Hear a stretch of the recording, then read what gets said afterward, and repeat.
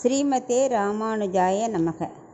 நம்ம எல்லாருக்கும் ராமாயணம், மகாபாரதம், ஆழ்வார்கள், ஆச்சாரியர்கள் எல்லாரோட வைபவங்களும் நமக்கு தெரியும். ஆனாலும் இந்த திருக்கோள பெண்பிள்ளை பார்க்குற கோணங்கள், அவள் சொல்கிற விதங்கள், வார்த்தைகள், அனுபவித்த விதங்கள் எல்லாமே ரொம்ப வேறு லெவலில் இருக்குது.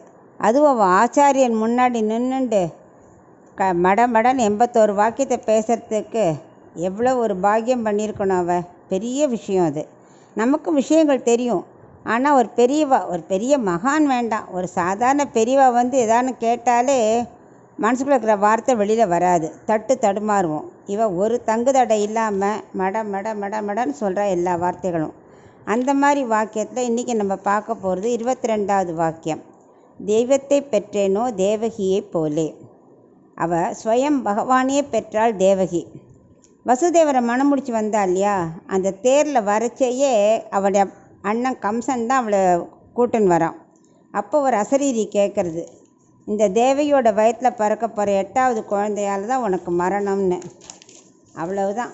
அவ்வளோ ஒரு நிமிஷம் சந்தோஷமாக இருந்தவன் அடுத்த செகண்டு மாறியாச்சு. உடனே கத்தி எடுத்துடுறான் அவளை வெட்டுறதுக்கு. வசுதேவர் தான் அவனுக்கு நிறைய அட்வைஸ் பண்ணுறார். ஆனால் அவன் கேட்கலை. ஆனால் கடைசியில் அவர் சொல்கிறார், இப்போ நீ கொல்றதுனால என்ன லாபம், 8வது குழந்தை தானே உனக்கு, நான் ஒவ்வொரு குழந்தையும் பிறந்த உடனே நான் உங்கள்கிட்ட கொண்டு கொடுத்துட்றேன், நீ என்ன வேணால் பண்ணிக்கோ, நீ வேணால் அப்போ அந்த குழந்தைய கொண்டுடும் அப்படிங்கிறான். ஒரு தாய்க்கு அப்போ தான் கல்யாணம் வந்திருக்கா, இன்னும் பிரசவிக்கலை, ஒன்றும் பண்ணலை. அதை கேட்டால் தேவகிக்கு ஒரே அதிர்ச்சி. யார் தான் அதை பொறுத்துக்க முடியும்? இப்படி தன்னோட குழந்தைய கொல்லுன்னு கொடுக்கறதுக்கு மனசு வருமா?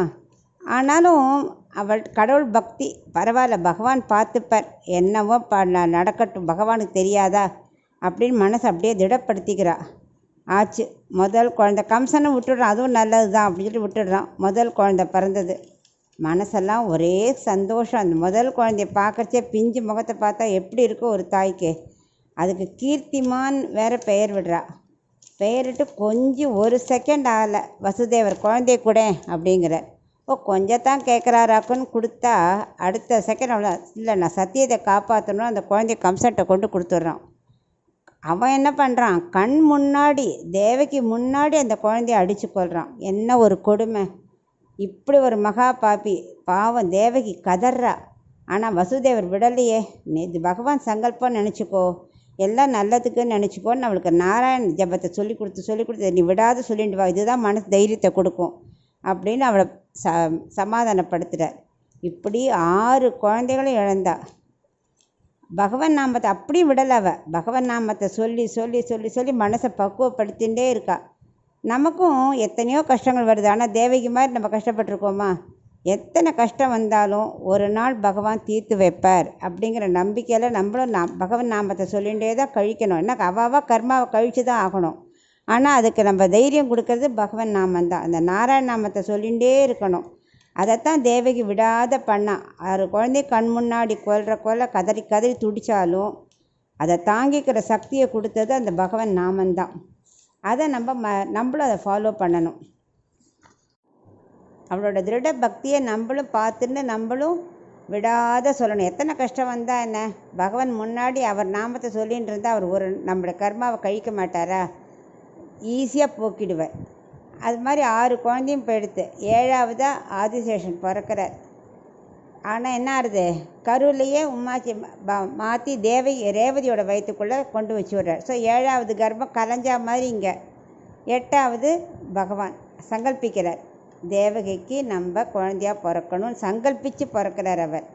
ஸோ எவ்வளோ பாக்கியம்! இத்தனை கஷ்டத்துக்கும் எண்டில் பாருங்க, நல்ல பாக்கியத்தை பெற்றாள் தேவகி. அதனால் அந்த பக்தி, பொறுமை, விடாமல் நாராயண ஜபம், ஸ்ரீமன் நாராயணனே வயத்தில் பிறக்கிற அளவுக்கு அவளுக்கு அந்த பாக்கியம் கிடச்சது. அதை நம்ம எத்தனை கஷ்டம் வந்தாலும் தேவகியை மனசில் நினச்சிக்கணும். அவளுக்கு ஒரு விடிவு காலம் வந்தது, நமக்கு வராமையாக போயிடும் அப்படின்னு நம்ம மனசை திடப்படுத்திக்கணும். பார், திருப்பார்கடலில் படுத்திருக்கிற பகவான் ஸ்ரீயப்பதி தேவகியோட குட்டி கர்ப்பத்துக்குள்ளே அவதரிக்கிறார். தேவகி கர்ப்பத்தில் இருக்கிற ஸ்ரீமன் நாராயணன் அனுபவிச்சுட்டு அவளுக்கு தெரியறது. அப்படியே மனசுக்குள்ளே ஒரு குழந்தை உள்ளே உண்டானா மனசு ஒரு ஹாப்பினஸ் வருமே. ஸோ அதுவும் பகவானே இருக்காருன்னா மனசுக்குள்ளே ஒரு பெரிய சந்தோஷம் இல்லையா?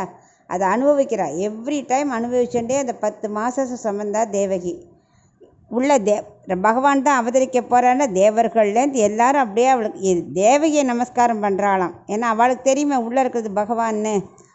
இப்படியே ஆவணி மாதம் அஷ்டமி திதியில் ரோகிணி நட்சத்திர நடு நிசியில் கண்ணன் அவதரிக்கிறார். சங்கு சக்கரதாரியாக 4 திருப்புஜங்களோட பூமியில் வந்து அவதரித்தார். என்ன ஒரு ஆனந்த அனுபவம்! ஓங்கி உலகளந்த உத்தமனை இந்த சின்ன வயிற்றுக்குள்ளே அடங்கி ஒடுங்கி தேவகிக்காக வந்து அவதரித்தாரே, இந்த பாக்கியம் எத்தனை பேருக்கு கிடைக்கும்? இதை மனசால் நம்ம அனுபவிக்க வேண்டாமா? தெய்வத்தை பெற்றேனோ தேவகியை போலே, அந்த வாக்கியம் என்ன ஒரு பாக்கியமானது! அது பகவானையோ ஆழ்வாரையோ ஆச்சாரியோ எல்லாரும் நிறையா பேர் தாயார்மார்கள் பெற்றிருக்கா. அவள்லாம் பாக்கியசாலிகள் இல்லையா? தேவகிக்கு அந்த பாக்கியம் கிடைச்சது. அதை விட தேவகிக்கு அந்த பாக்கியம் சொல்கிறத விட கண்ணன் நினச்சிட்டாராம். தேவகி வயிற்றில் பிறக்கிறது தன்னோட பாக்கியமாக அவர் நினச்சிக்கிறாராம். ஏன்னா அவ்வளவு பக்தி அவளுக்கு. இந்த 6 குழந்தைகளுக்கு கண் முன்னே அடித்து கொண்டா கூட அவள் தேவகி மனசு வெறுக்காமல் போரும் என்ன திரும்ப அப்படிங்காமல் புலம்பாமல் நாராயணனையே தியானித்து கடைசியில் அவரையே பெற்றெடுத்துட்டாளே, பாக்கியசாலி. அந்த மனதைரியத்தை தான் வளர்த்துக்கணும். அம்மா மனசில் உண்டான சந்தோஷத்தை பார்த்துக்கிறதுக்கு கண்ணன் என்ன பண்ணார்?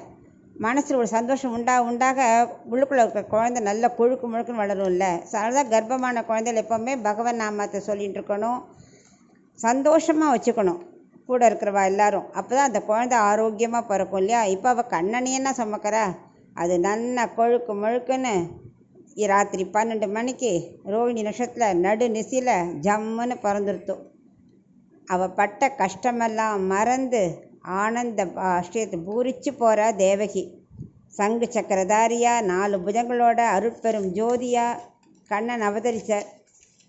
அந்த நிமிஷம் கேட்கணுமா தேவகி பற்ற ஆனந்தத்தை? அதைத்தான் திருக்கோளூர் பெண் பிள்ளை சொல்கிறா.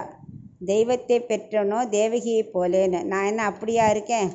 ஏன் அவள் கௌசல்யாவை சொல்லலை? அவளும் தான் ஸ்ரீமன் நாராயணனான ராமரையே ஈண்டெடுத்தாள். ஏன்னா கௌசல்யா வந்து இருந்தது அரண்மனையில்.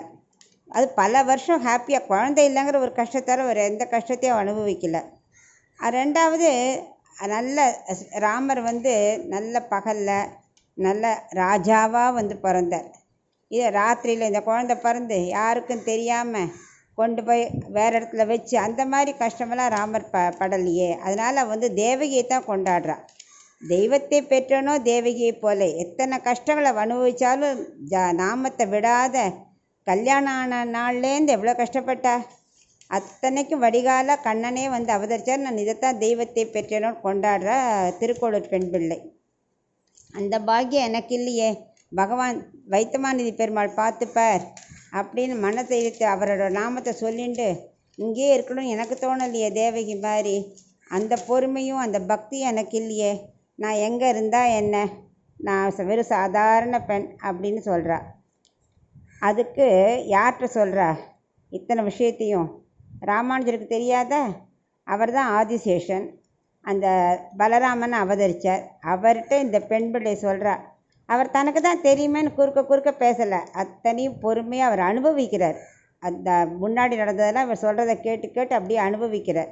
அந்த ராமானுஜர்கிட்ட இந்த பெண் பிள்ளை சொல்கிறா, தெய்வத்தை பெற்றேனோ தேவகியை போலே அப்படின்னு. நம்மளும் எப்போவும் என்ன பண்ணணும்?